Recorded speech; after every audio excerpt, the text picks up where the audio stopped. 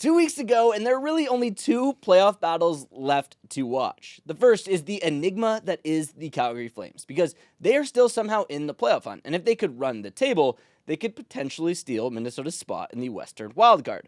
Possible, not exactly probable, considering they haven't put together a win streak longer than 4 this year. But hey, Minnie's been pretty bad as of late, so there's definitely a chance. But the battle we want to talk about today is that of the one in the Atlantic, because Toronto could very much be on their way to their first Atlantic Division title ever. But if so, their reward might just be a matchup with last year's Cup champions. So today, we're going to talk about it. Who do the Leafs want? The pesky Sens making their return to the playoffs for the first time in 8 years, or the free-falling Panthers, who are still the favorites to come out of the Eastern Conference. So let's get into it. Welcome to Top Shelf, brought to you by Skyscanner. I'm Aidan Thakkar with my guys, Kyle Cushman, Levi Smith, and John Matisz will be joining us later on in the show. He's on the road doing his thing, getting ready to, I think, follow the Sens into the playoffs a little bit here, check it on out. And speaking of the Sens, right now, season ends today. Toronto plays Ottawa, Battle of Ontario, Battle of Florida. It's what everybody wanted, what everybody thought. Like 2 weeks ago, everyone's like, this is what we're getting. This is great. And then the Senators drop back-to-back games to the Habs, completely blow, like Habs just take the Eastern Conference wildcard, and all of a sudden Florida's like kind of teetering on the edge of flipping out with Ottawa. I don't think anybody saw this coming, right? No, it seemed so certain that the top 3 teams in the Atlantic would just be the top 3 teams in the Atlantic. And then here come the Senators and the Panthers, due to a bunch of factors, suspension, injuries, everything basically, have faltered here recently. And maybe they want to fall to that first wild card. Like, I don't know. Like, tinfoil hat. It's certainly a situation where it seems like the Panthers don't really care who they're going to play in round 1. They just want to be as rested and healthy and ready to go. And so it's shaping up to be a fun battle at the end of the regular season here as the Senators have basically clinched. They haven't officially. They're going to very soon here, but they could get up into the top 3 here and really mix things up. So that's where we want to start today, is we want to start with under the idea that Toronto wins the Atlantic. That would be, they play Florida, Tampa. They win both those games. They pretty much have the Atlantic under wraps if they do that. Tampa's right behind them, but it's Toronto's got the leading edge right now. They're big favorites to win the Atlantic. If they do, would you rather them play Florida or Ottawa? Seems like an easy answer, but I feel like there's more to it. Levi, I'll let you start. Yeah, I mean, I'll start with the Florida side of this answer because on paper, yes, this is the team that just won it all last season. It's a team that not only are they stacked, I know they're hurt right now, but these guys are all going to be back for playoffs, but people forget, they haven't played any games this year with, if you look at the 2 guys who've been out, Ekblad and Tkachuk, and the 2 guys they brought in, Seth Jones and Brad Marchand, they've only played games with 2 out of those 4, not all 4 together at all, which is scary when you're adding all of those guys to the mix come playoff time. But they are on a 5-game slide. This is the first time they've lost 5 straight in the last 6 years, which is crazy to note. I think obviously on paper this is not the matchup you want, but what I will say for Toronto's sake is, if they want to have the deep run that we've been waiting for 8 years as they get ready for their 8th straight postseason appearance, you want to knock out the best team right away. And the Leafs firing on all cylinders as they have been as of late, matching up with a Panthers team that, yes, will be healthy, but these guys aren't going to be, they're going to be rusty, right? Coming into this first game, especially you look at a guy like Aaron Ekblad, who's been out 20 games. He won't come back till game 3. Matthew Tkachuk is hoping to get back for the start of this series. So just that alone, he's not going to be 100% if he's going to be back. You want to get the best team first, and this is their best chance to do that and knock them off and then start a deep run. I think there's a lot of ways you can go with this because, yes, the Senators, their first time in the playoffs in 8 years, and, you know, the Leafs should have their number, but the Sens have had their number. I think it's interesting. I think if this is a Leafs team that's serious, they'll want this matchup and they'll win this matchup. How do you feel about it? That's the argument that makes sense in my brain. Is like, if you want to win a round, you want the team that's less experienced. But if you want to win the Cup, if you want to go deep, you're going to have to probably play Florida anyways. They'll get to them eventually, right? Yeah, So hypothetically, they get to them anyways. And would you rather them when they haven't played together and they're all kind of rusty, or when they hit their stride after knocking out their biggest rivals. When they're vulnerable, right? The longer that the Panthers play, once the playoffs start, the more dangerous that they're going to be as you go along. So do you want to play that at all? Probably not. But if you have to play it, like you guys mentioned there, you probably want to do it earlier rather than later when you're a little bit more banged up and they're starting to hit their stride and all of those factors. Maybe you hope that somebody else plays them and takes care of it so you don't got to go through that. But if the Leafs have to play the Panthers, you might want to do it in round 1 rather than round 2 when they're hitting their stride with all those guys back in the lineup for a handful of games. But there is the flip side to this, Yes. where you take on the Senators. Let's say they beat the Senators. We have to. Who knows what that matchup's like for first? We'll get to that in a second. But then you got the Florida. It's not like Florida gets a bye to the second round if they don't play Florida that's the a first. tough series They for have to them. go through their biggest rivals in the Tampa Bay Lightning, who are playing some great hockey, well, better hockey at least than Florida are, and they look like they've hit their stride a little bit as a team and are really coming together with this like kind of new core with the guys they brought in at the deadline.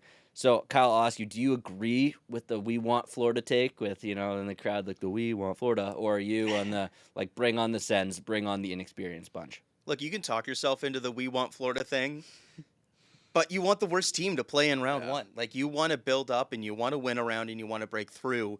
And ultimately, the Senators are not as good of a team as the Florida Panthers at full strength. Now, you can debate whether the Panthers will be at full strength, but the Ottawa Senators here, they're a pesky team that are going to give the Leafs trouble if they play each other in round 1. And it's a Sens team that we've talked about it recently here, where they've really dismantled the Leafs over the past couple years. 6-1 against the Leafs the past 2 seasons.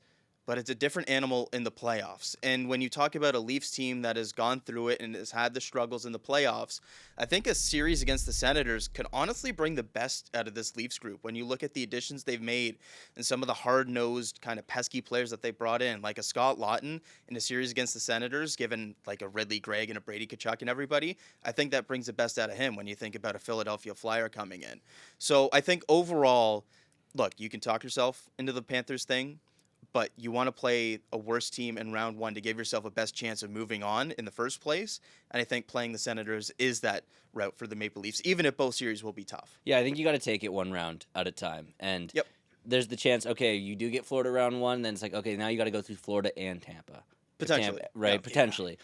At least if you get Ottawa in the first round, that's a tough matchup in itself. And honestly, the stakes of losing that matchup are way higher when you take on the Senators. No shame losing to the reigning Cup champions in the first round.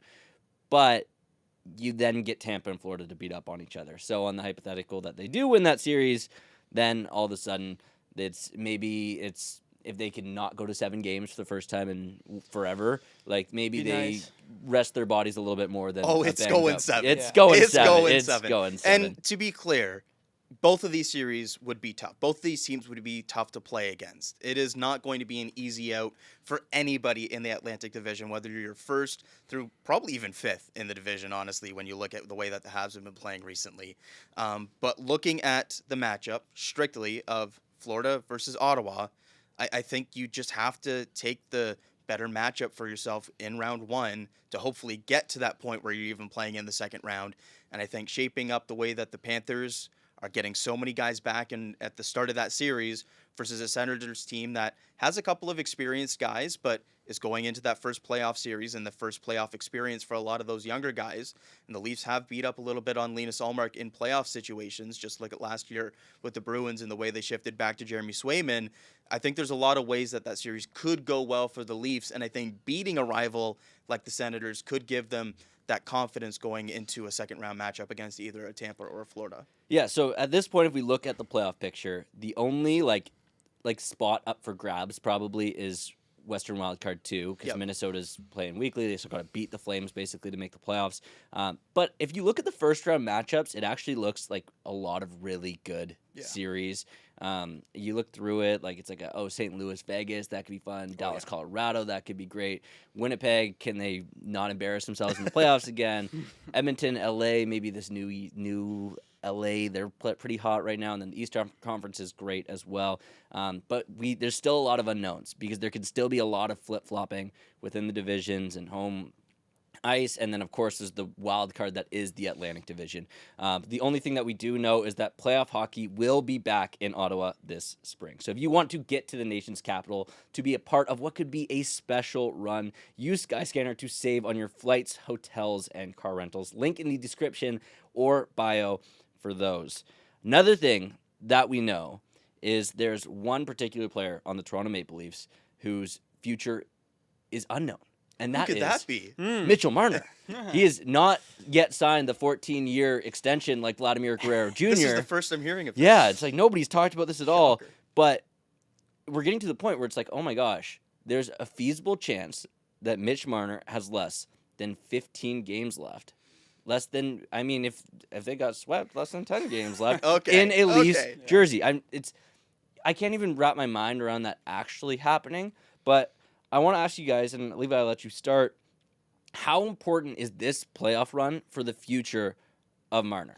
I think it's massive, and I think the outcome of this run will dictate Mitch Marner's future with the Leafs. I think I said before on the show, if the Leafs don't make it to the conference finals, he's gone. For several reasons. One being the Leafs are tired of running back with this group, and two being maybe Mitch Marner wants to get out somewhere else and win. And I still stand by that, but I also think that it's important to note that he needs to produce this playoffs. Absolutely. I know he's been excellent this season. He's done what he needed to do in a contract year, and he's out there leading the team in points right now, which is phenomenal. But it's always the playoffs with this Leafs team. We haven't cared about the regular season in how many years? I don't know, 5, 6 at least, since they've been on this stretch. And he had 3 points in 7 games last year in the playoffs. He just vanished. And so I believe if he there's a couple ways it can go. They get to the second round. I think, sure, they run it back with the core four. They've got something to believe in. If he pops off and they don't get that far, that's where I'm very uncertain what happens. If Mitch Marner has point per game and carries this team maybe into the second round and they lose in 7 to somebody, that's a gray area. And I really don't want that to happen because there'd be some tough calls. But if there's a scenario where they bow out in the first round or the second round and he doesn't look great, I think that the Leafs are comfortable. At the very least, maybe they'll try and re-sign him. They will not go to that $13 million number he's asking for. But I think it might go even higher than that. Yeah. Well, it just all depends on how he produces and what his impact is, and also what he thinks he can get on the open market. Yeah. Because he might say, okay, I'm willing to take a little bit less money to stay in Toronto, 100%. But what's a little bit less money? Is 13.5 a little bit less money over 8 years, or is that 12? Is that 11.5? What are they actually asking him to take to stay here? And if they don't go to a conference final or a cup final, you're going to split the fan base in half, because there's going to be 50% of people who are saying you can't lose him for free. You got to just pay him. Yeah. You may as well just pay him. And then you're going to have 50% who are like, we're never going to win with this guy. Get rid of him. Kyle, where do you stand on the issue? Yeah, I don't think it's going to this playoff run is going to change Marner's perspective on whether he wants to re-sign or not. But I think it could have a big impact on how willing the Leafs are, as you mentioned there, to let him walk, or if they feel like they have to keep him. And kind of that's where the conversation goes for me. When you talk about a great playoff run for Marner, whether it be a couple of rounds, 3 rounds, however long it is, if he has that great playoff run, I think the team is in a situation, like the management is in a situation, like the fan base probably would be in that situation, where it's like, you can't let this guy walk. And so then the leverage very much goes in the way of Marner in terms of having to meet him at his asking price to stay in Toronto, versus if it's a first-round exit or a poor performance from Marner or whatever it may be, then the team might be a little more willing to let him walk rather than pay the big ticket. Maybe the fan base is also in that frame of mind. I think that's a big swing in terms of not just the fan base, but even maybe the management team that is making that decision, deciding whether to keep him or not, or less about whether they will keep him or not, black and white like that, but how willing they might be or how flexible they are to maybe meet a number, or how hard they will negotiate come that time. So yeah, I think 50-50 is a great way to put it, because we've seen the fan base at times want Marner, at times not want Marner, and a lot of that dictates on what happens in April and sometimes in May. So for Marner here, this playoff run is huge when it comes to the management staff. But I think probably most importantly, the fan base and what they'll think about a potential mega extension or him walking in free agency. Totally. And if you want to lock in one last in-person Marner viewing, use Skyscanner to get yourself to Toronto. They can help you save on everything from flights to hotels to car rentals. Link or bio to score those top shelf deals. He is, for me, an absolute X factor. All those core star guys, they're not going to go on a long run with only Nylander scoring goals in the playoffs. Matisz has to score. Marner has to score. All those guys need to be putting up point per game, more than that, honestly, to go deep in the playoffs. You look at what the McDavids and Draisaitl's of the world and Bouchard did last year for the Oilers to drag their team to a cup final. Like this, they're paying their core four a lot of money. They got those core forwards got to carry the workload here. And I know they're trying to play this tight checking game and bring the scoring down, but they have to be positives every time they're on the ice for this team to go deep in the playoffs. But there's a lot of other X factors for this team. So come playoff time, Cal, I want to ask you, what are your top 5 Leafs X factors? Yeah, let's start off with number 1, and I think the biggest one here, and that's the power play, where special teams is always such a huge factor in the playoffs, and especially recently, it has not been good for the Maple Leafs. Like, you look at last year's series against the Bruins, they had 1 power play goal. They operated at 4.8% in the playoffs. You're just not going to win series regularly if your power play is operating like that. And it's been a consistent theme for the Leafs. It hasn't been that bad every single year, but it hasn't been great most seasons. In fact, the only time in this recent run that the Leafs have had a power play operate over 20%, when you look at the last 4 or 5 playoff runs, was the year that they actually won a series. And so if you're consistently operating at 14, 15, 16%, you're getting 3 or 4 playoff or power play goals in a 7-game playoff series. That's just not enough when you're going up against teams that are elite in the playoffs. And so when you're getting power play opportunities, potentially going up against a Florida or an Ottawa, you expect those to be physical series that are going to have a decent amount of penalties. You got to be able to take your chances on the power play. We've seen the Leafs power play be good in this recent stretch with the 5-forward look. I think that's the number 1 X factor, where if the Leafs power play is clicking, they're probably playing in the second round. And if they have a 5% dud again, they're probably not. But I think the second biggest thing here is health, where we saw last year the Leafs almost made the second round, missing games from Austin Matthews and William Nylander in that playoff series, where if you have a healthy team, you're probably winning that series because you probably have Joseph Woll in net in that final game as well, and he probably doesn't have that same gaffe in that overtime goal that we're probably going to talk about at point number 4 here. And so when it comes to health, if you have Matthews, Nylander, Tavares, Marner, all those guys in the lineup for all these games, that is a huge difference versus trying to rejig your lineup or change things around like it was last year in the first round against the Bruins, where you're missing Matthews unexpectedly, you're missing Nylander unexpectedly, and then you don't have the star performances to step up for those guys. And when you look at the bottom 6 and depth of this team, you still don't have the guys that can jump up and produce in the same ways to help alleviate the absences of a Matthews or a Nylander. And so health is going to be a big factor, and it's always a huge factor. Like, we just spent an entire segment talking about how the Florida Panthers might be a great team to play against because of that health X factor.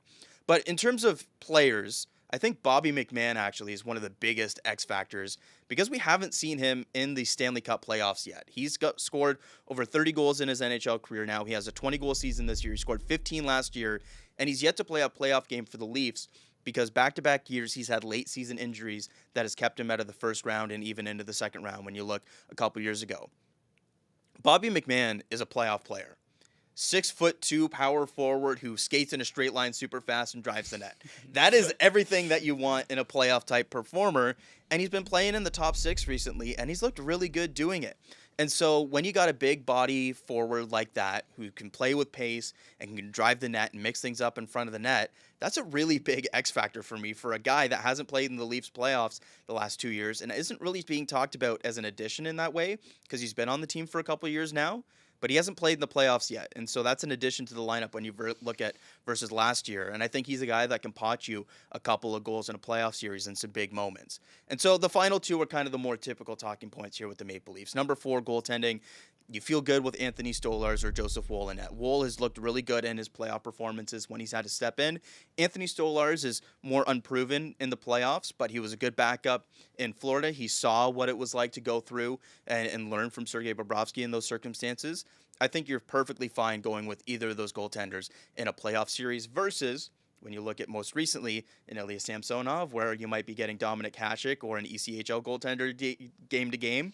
And even before that, like a Jack Campbell, who you didn't really know what you were getting in some big moments as well. So I think the goaltending is a significant upgrade over past years for the Leafs if those guys are healthy, which comes back to that second point as well. But all Leafs discussions always come back to the core four, and specifically to Mitch Marner in this case, where I talked about earlier, Matthews, Nylander missed time in the playoffs last year, and Marner doesn't step up in those moments where he has the 3 points, he doesn't overtake some games and help you win games in those key moments without Matthews or Nylander in the lineup, which is what you're hoping to get when you have those four guys. You hope that if you're missing one of them, the other guys can alleviate that, step up, and play that big role. I think this season, though, has helped Mitch Marner figure out some of those big game stuff. When you look at his performance at Four Nations, huge overtime goal against Sweden, 2 assists in the final game against Team USA, and of course setting up the overtime winner there. Those are some big moments, again, with some big players and going up against key opponents as well, that I think help the confidence going into a final stretch run in a playoffs like this. And we just saw recently as well that game against Florida, an assist and the game-winning goal. Those are some moments that can help a player's confidence, because so much we talk about skill and styles and matchups and everything. A lot of these honestly come down to confidence in some big moments. And for Marner, I think that's been improving this season with some of the big moments that he's shown up in. And I think we could see a very, very good Mitch Marner come these playoffs, just the way that the season is trending. So those are the 5 big playoff X factors I have for the Maple Leafs. But overall, the big one for me is that power play. If they just can't click on the power play, they're probably going out in round 1. So the one guy, he was mentioned in the health segment, but when I think about past Leafs playoff runs, Nylander's been really good. Yep. They missed out so much missing him last year against the Bruins for those few games.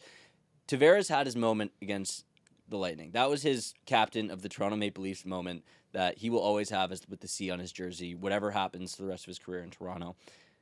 Matthews, really, I can't really think of a signature Austin Matthews playoff moment at all. Not a goal, not an individual game performance, and a lot of that is to do with the fact that they have yet to. The only ones that come to mind for me are in losing efforts, which kind of happens often, but it was early on against Washington where he had some big moments there. That's also the first playoff series they were in. Yep. And the big overtime goal in the comeback against Columbus, which they ended up losing game 5 anyways. Exactly. And both of those are multiple years ago. So long ago. Those were prime Austin Matthews. Feels and now we're at this point. Now it feels like, okay, we're you're in your prime, right? Oh, yeah. These guys are all this core four, they're honestly, this could be 69 goals, probably the most goals Austin Matthews will ever score in a season. Probably. However many points Marner has this year might just be his best season ever. Tavares' best years are surely behind him. You don't know how many more years of peak you're going to get from these guys. I think for me, the X factor has to be this Austin Matthews guy. He has taken a step back in the goal scoring department this year. He's been a little banged up.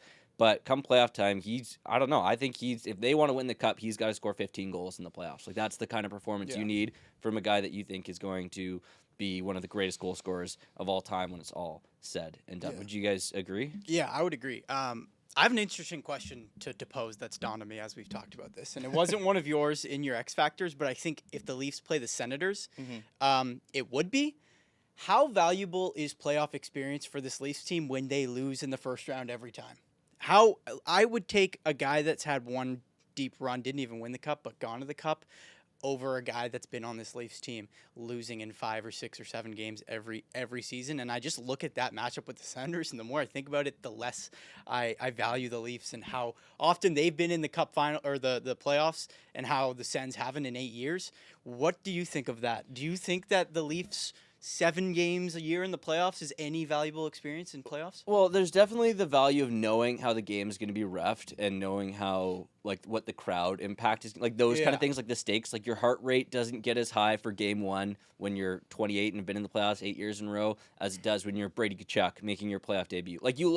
But then that can also play in the favor of I was going to say, that might be a positive team. Yeah. You think about how Brady Tkachuk just jumped out at the Four Nations. He finally got to play this intense playoff-style hockey he'd been wanting to do. Great. So there's that side of it as well. And even the guys, when you think about the guys the Leafs brought in, I don't know when the last time Philly went on a run with Scott Lawton was. I'm not really sure. Would have been a few years ago. Yeah, but and then Brandon Carlo, cool Yep. Bruins, but I mean, all Boston's done in the past few years is blow 3-1 leads. That's so true. like, they do have 3 ex-Panthers on the roster Yes. from last year's Stanley Cup. yeah, That part's Albeit- nice. Albeit guys that didn't factor in a ton in Yeah. that playoff run. When you backup think about goalie, Ekman back- Larsson, yeah, and backup goalie, third Lorentz. pairing D, and fourth line winger Yeah. that played the least on the team, who is that guy again? Steven Lorentz. Oh yeah, hooray! Yeah, like that guy. I mean, hey, but like a player like that Hey, can. I make will an not impact. stand for any Steven Lorentz hate I here. know. I'm basically Hometown saying, legend. I remember when the Flames like lost off all their star players, they all left.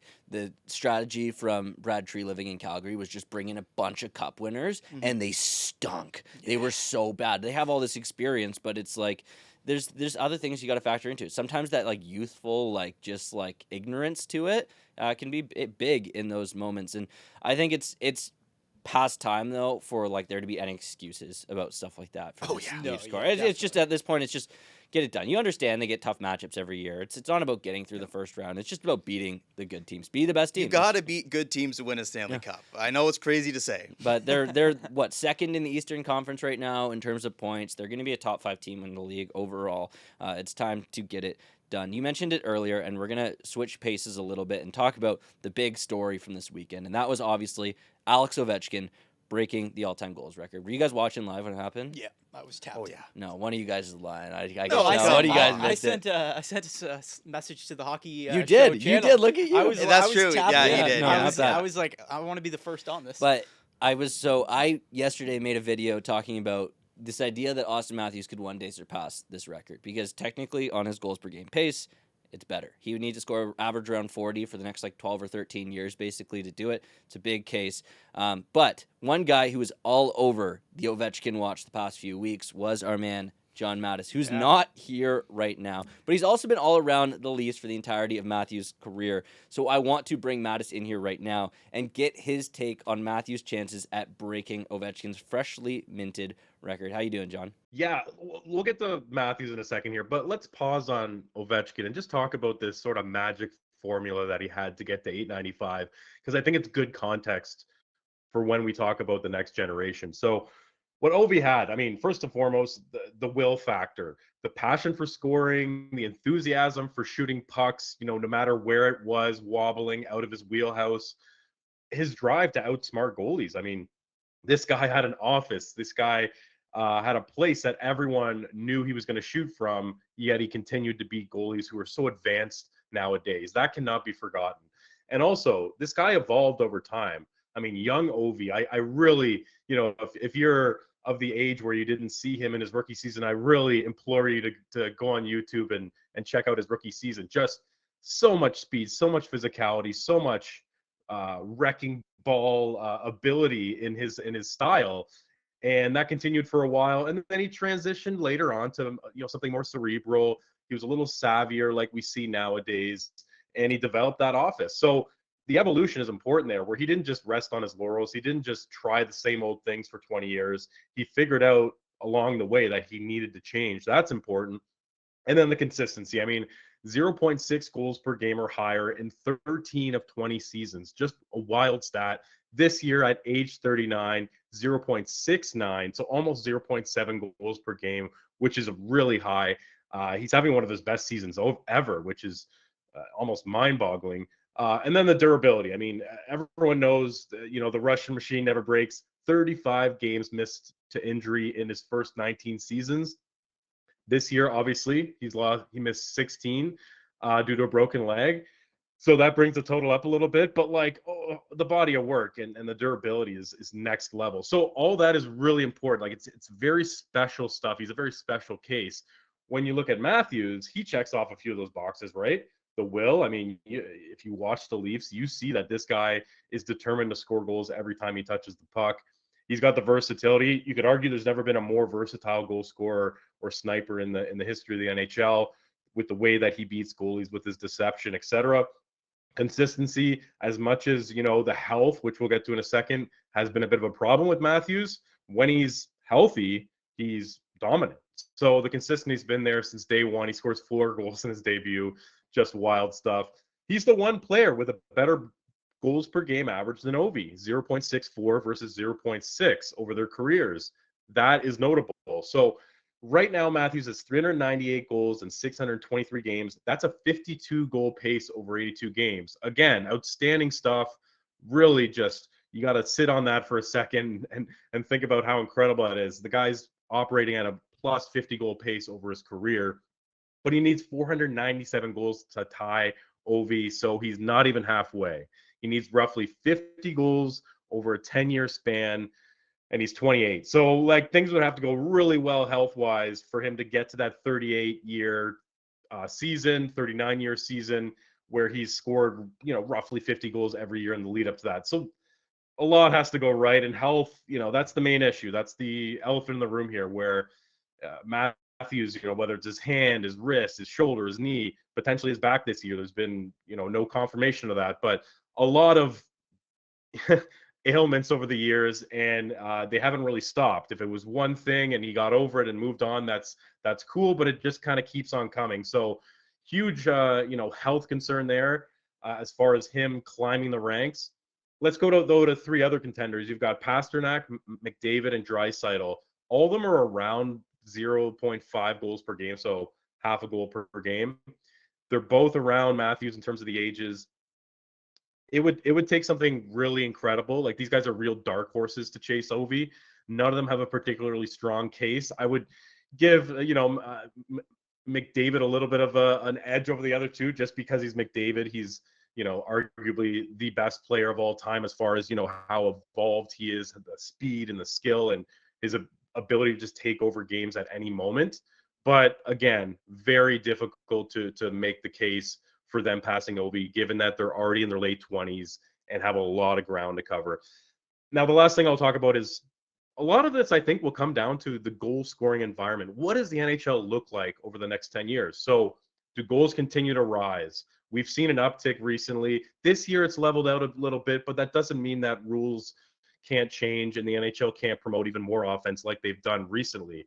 Are games added to the regular season? Like, we've had 82 games for a couple decades here. There's talk of going to 84. That adds a couple more games for these guys who are potentially chasing Ovechkin, because this is a regular season record. And the last thing is, will the league get watered down in terms of talent?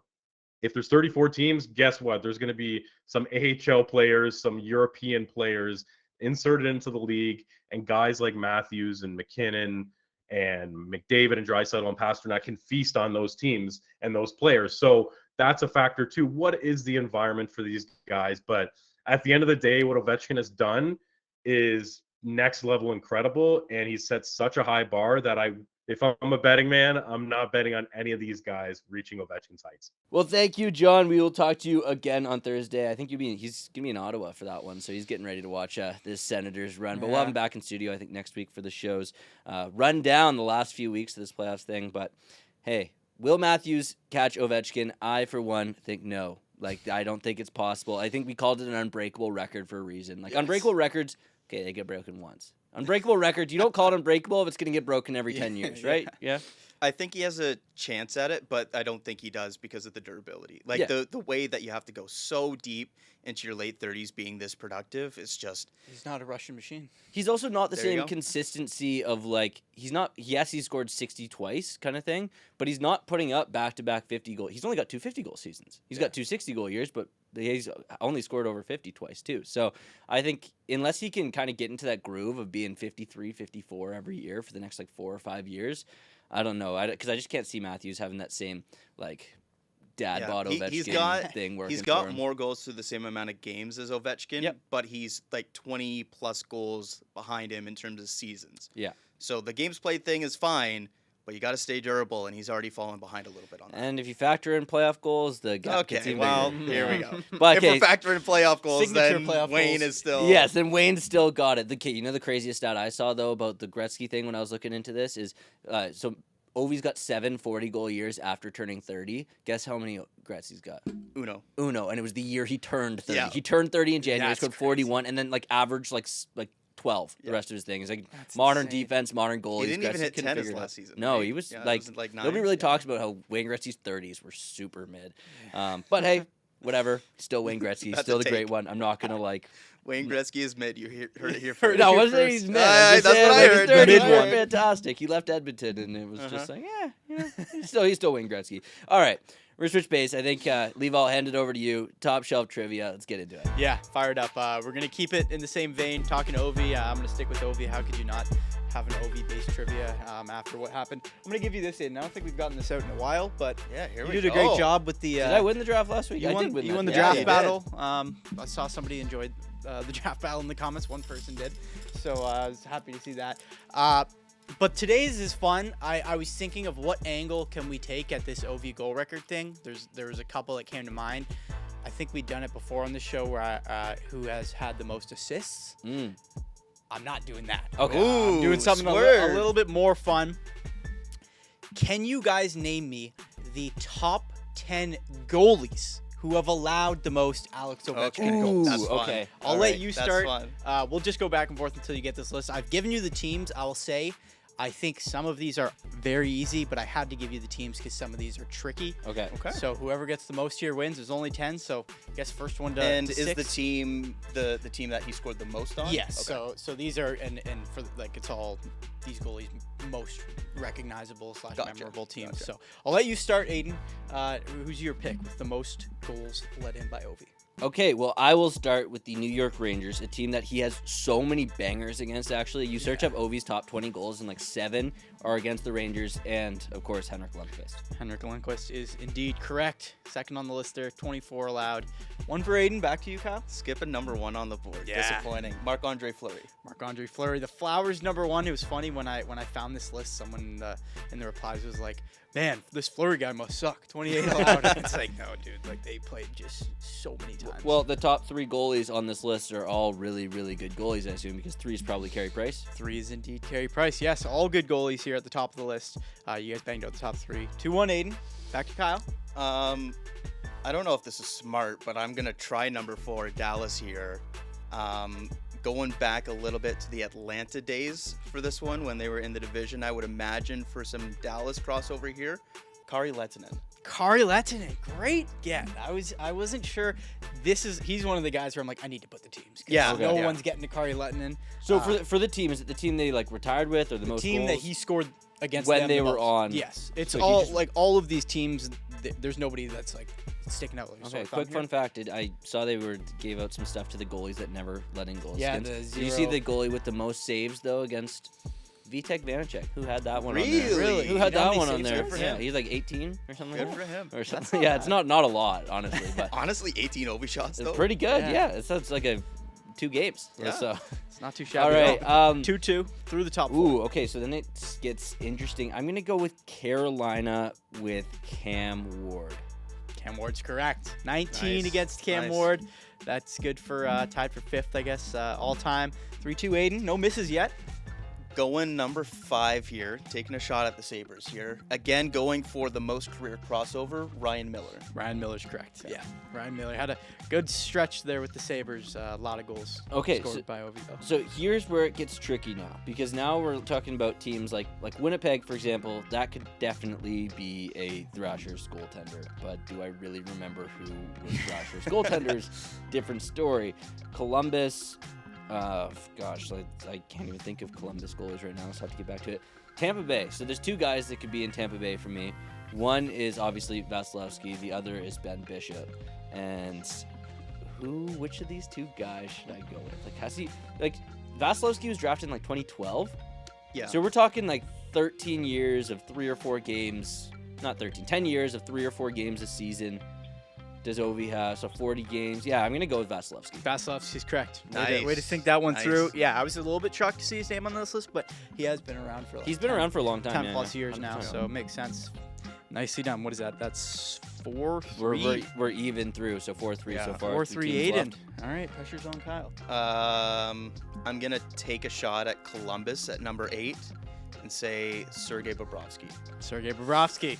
Very Oh, good correct. shout. Okay, here's Very where it gets correct. real Wow. tricky 4-4. now. Right? This is impressive. Okay. 2 guys left. We have a Jets goalie who's allowed 18, and we have a Wild goalie who's Okay. allowed 12. Well, there's no way he's gotten 18 past Connor Hellebuck. Like, there's no way, right? but like that's the only Jets goalie I can think of. So otherwise, it's got to be a guy that was an Atlanta goalie. But I feel like you would have written Atlanta. So I'm gonna have to go with Connor Hellebuck for Winnipeg. Connor Hellebuck is not the answer. I knew it was It's not the answer, Kyle. I am going the Atlanta crossover. I think he played in Atlanta at least. At the very least, he was an early Jets goaltender, Andre Pavlik. Andre Pavlik. Yeah, I was never getting there. That's the guy in mind. Andre Pavlik is correct. So basically, You can tie with 10 I here. need Minnesota to tie. If I don't, do you have him? No. You don't have it? Okay. So. I have a couple guesses, but Oh, okay. Minnesota Tendies. Who chilled there for a little bit? Cam Talbot was there. He's been around for a while. Not long enough in Minnesota. Oh, yeah. Who else have they had in... Gosh, this is tricky. because it also feels like it's not a guy that he scored all 12 in Minnesota. No, it feels like he's got to be a journeyman. Yeah. Because I can't actually can't think about like a franchise. Wait, actually no, They there had was a couple, there yeah. was the one guy who was there for a while. Shared- Namesake of the shared a Washington. name with Nicholas Backstrom. Yeah. Nicholas Backstrom's incorrect. Okay, all right, okay. Incorrect. That was a good guess, though. Yeah. Very good. He was guess, there for a actually. while. So Oh, yeah. He had a good run. Yeah. Kyle, back to you for the win. Do you my have any my only guesses? swing is Devin Dubnyk. Devin Dubnyk, correct. Really? Okay, there you Nicely go. done. Devin Dubnyk, correct. Did he spend any time with an Eastern team? He let in 12. I think he went summer because he went Edmonton, Minnesota, and then he 'Cause went Edmonton he went mini- somewhere at the end. I think feel like a San Jose or something like that. Maybe in one of those. Was he in Montreal for a little bit? Too? I mean, I feel like he had I a don't little know. journeyman end to his career. Islanders? Thank I you, don't sir. know. Devin Dubnyk. I don't know. Dubnyk sneaking on here. Yeah, Did not been there, expect though. that. Maybe Ovi might have just had like a 4-goal game against him once or Yeah, twice. honestly, and, yeah. Slipped on there, But to score it was fun. like double-digit goals Yeah. against 10 goalies, that's And crazy. probably more because Oh, that's yeah, only prob- 12. Probably a couple yeah, more. yeah, on there's there, a few on that guys in the list double up digits there. after that. But yeah, I'm curious to know, like, so we saw that list. There's a list of players of the goalies that had like Zeros, shut yeah. him out kind of Yeah. thing. And it's so funny how many There's guys some are just like names. ones, like Yeah. names. Like I think it's Curtis Joseph was one of the. Oh, yeah. something Yeah, up yeah. there. Cujo's there, a couple Leafs legends, Eric His- Shalgren, Garrett Yeah, Sparks. there you go. Like, there's some scrubs on there. But then so- it's this. There's the most random names. There's so many. Like Kevin Lankinen's up there for Yeah. saves against him. Joey Decord's on Joey there. Decord, Yeah, like yeah. some guys that just have had Ovi's number. would you rather have Ovi score on you or not score on you? No, I feel like that's kind of sick that you can say that you never let a But goal like, in. if you're like a guy, I don't know, who's had a couple stops, not getting a lot of action, and like you're on the list that you did actually, like you contributed to his record. well, I feel like it's kind of cool. There's about like 20 to 25 goalies on the list that did not that never let him score on him. There's 100 goalies he scored on probably, I think like something least. stupid like that. So what's the more exclusive Yeah, I list? guess you're. It's That being said, the better goalies are probably on yeah. The bigger best list. goalies are absolutely on the list. on the bigger list, but it's that's a fun debate actually. What would you rather? Would you Yeah. rather if you were Ilya Sorokin, would you be happy that 895 happened against you, or like dang it, like 895? I think I would be because happy. he's Russian, he's happy about it. Okay. I would be happy. Like I was looking at the list, and a guy that I played minor hockey with, Nico Dawes, the Devils goalie. I saw he had let in 3, which I mean I Well, don't. that'll do I it. don't Played his know. part, man. I don't know how many times He could have snuck on this list. I don't know how many times he played Ovi, but I don't know. I saw that and I was like, you know what? Like, this is kind of cool actually. Like Yeah. you've let in 3 against the best goal scorer all time. Like it really shows you you're can there. say that. But You're I doing mean, would you rather be like, oh, I let in 3 against the greatest goal scorer of all time, or like this guy had 10 shots against me No, and yeah, I robbed that's- him? I think if you're like a scrub goalie that played like a couple games, I think Yeah. it's better to be on that list where like you get a commemorative thing for stopping him like 100%. once. But if you're like a goalie that like plays like a season or whatever, I think you might want to be like, yeah, Ovi scored on me. Yeah. Okay, so we got to finish up here, but I will just before we go. Got a couple games left for the Caps this season. Does he get to 900 end of season, or do you think he's gonna take it easy? Maybe rest the legs for this playoff run. I think he's gonna do it. I think he wants to keep going. Yeah. I think the team overall is like, we want him to not just get the record, but get 900 this season. Yeah, no, it's gonna be interesting to see if he goes for 900, if he comes back, and see how far he actually chases his record. We're talking about Matthews catching, and we're talking about Matthews catching 895. Oh, Let he's alone got- if Ovi goes to He's 1K or whatever it's gonna be. That's but going up. that'll be storylines to watch down the stretch. Plenty of storylines still though to go in the NHL. We're watching the Atlantic Division. We're watching that Western wild card, and we'll be back here on Thursday. Double week. I'm not going to say that properly. 2-week episode here on There you Top go. Shelf, brought to you by Skyscanner. But for all of us here, Levi Smith, Kyle Cushman, myself, and John Matisz, we'll see you next time.